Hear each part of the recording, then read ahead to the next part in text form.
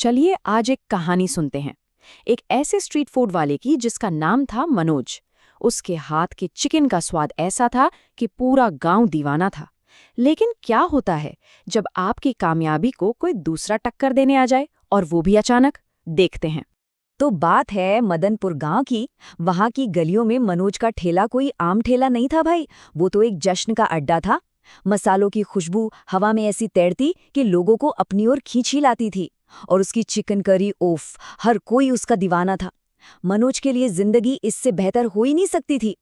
तो मनोज अपने उस मशहूर चिकन के साथ कामयाबी का स्वाद चख रहा था। पर उसे क्या पता था कि ये स्वाद ज्यादा दिन तक टिकने वाला नहीं है। फिर एक दिन सब कुछ बदल गया। मनोज ने रोज की तरह अपना ठेला लगाया। गरना गरम चिकन करी भी तैयार थी, लेकिन शाम ढल गई और एक भी ग्राहक नहीं आया। वो हैरान, परेशान, यार ऐसा तो आज तक कभी नहीं हुआ था। वजह भी जल्द ही सामने आ गई। गांव में एक नया ठेला खुल गया था, दिलीप का, और वो चिकन करी के साथ साथ गर्मा गर्म तंदूरी रोटी भी परोस रहा था। बस इस एक नई चीज ने सारे ग्राहकों को अपनी ओर खींच लिया था। तो अब मनोज के सामने एक नई चुनौती थी, और अब उसे लेना था एक बहुत ही मुश्किल फैसला। ऐसे में उसकी पत्नी पूजा ने उसका साथ दिया, उसे हिम्मत दी। पूजा ने अपने गहने बेच दिए और उन पैसों से एक तंदूर खरीदा गया। मनोज अब एक पुराने ढाबे वाले से तंदूरी रोटी बनाना सीखने पहुंच गया। मतलब वो मुकाबले के लिए अब पूरी तरह से तैयार था। पर यहीं कहानी में एक ऐसा ट्विस्ट आता है जो मनोज को गलत रास्ते पर ले जाता है। उस ढाबे वाले ने उसे मुनाफा कमाने का एक शॉर्टकट सुझाया, मिलावट। और अपनी मजबूरी में मनोज इस गलत रास्ते पर चलने को तैयार हो गया। तो अब मनोज भी तंदूरी रोटी बना रहा था, और मिलावट की वजह से उसे बेच भी सस्ता रहा था। अरे वाह, उसके पुराने ग्राहक वापस आने लगे और उसका ठेला फिर से चल पड़ा। लेकिन ये कामयाबी एक गहरे काले राज पर टिकी हुई थी। सब ठीक चल रहा था, पहला दिन, दूसरा दिन, लेकिन तीसरे दिन जो हुआ उसने मनोज की दुनिया हिला दी। उसने देखा कि उसके कॉम्पिटिटर दिलीप के ठेले पर फूड इंस्पेक्टर ने छापा मारा है, और दिलीप को रोटी में मिलावट करने के जुर्म में गिरफ्तार कर लिया गया। अब ये सब देखकर तो मनोज के होश ही उड़ गए। उसे लगा, अरे दिलीप की जगह तो मैं भी हो सकता था। इस डर ने उसे अंदर तक हिलाकर रख दिया, और उसने फैसला किया, बस अब और मिलावट नहीं, वो वापस ईमानदारी से अपना काम करेगा। मनोज को लगा चलो मुसीबत टल गई, पर असल मुश्किल तो अब शुरू होने वाली थी। ईमानदारी के रास्ते पर लौटना उतना आसान नहीं था जितना उसने सोचा था। जरा सोचिए, कुछ ही दिन बीते थे कि मनोज क्या देखता है, दिलीप वापस आ गया है।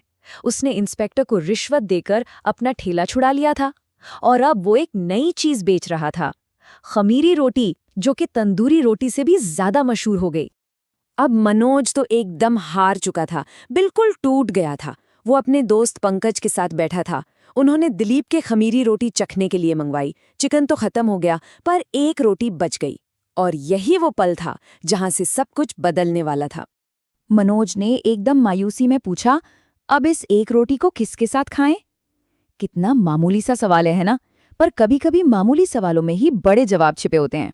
और तभी पंकज ने पास रखी टोकरी से लहसुन की एक कली उठाई और रोटी के साथ खा ली। और जैसे ही वो निवाला मुंह में गया, उसकी आंखें, अरे वाह, चमक उठीं।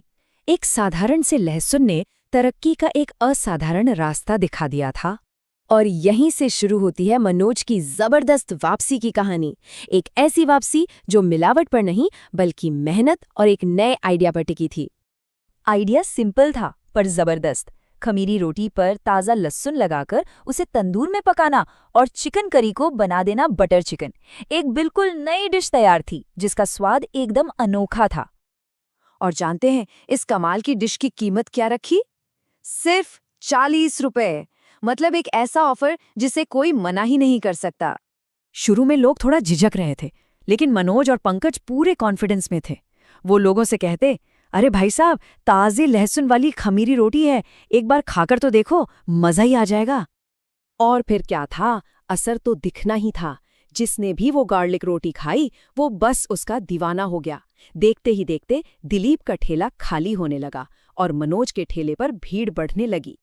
बात इतनी फैली कि कुछ ही दिनों में सिर्फ गांव के लोग नहीं, बल्कि शहर से लोग आने लगे, सिर्फ मनोज का खाना खाने। उसकी कामयाबी अब पहले से कई ज्यादा बड़ी और सबसे बड़ी बात, सच्ची थी।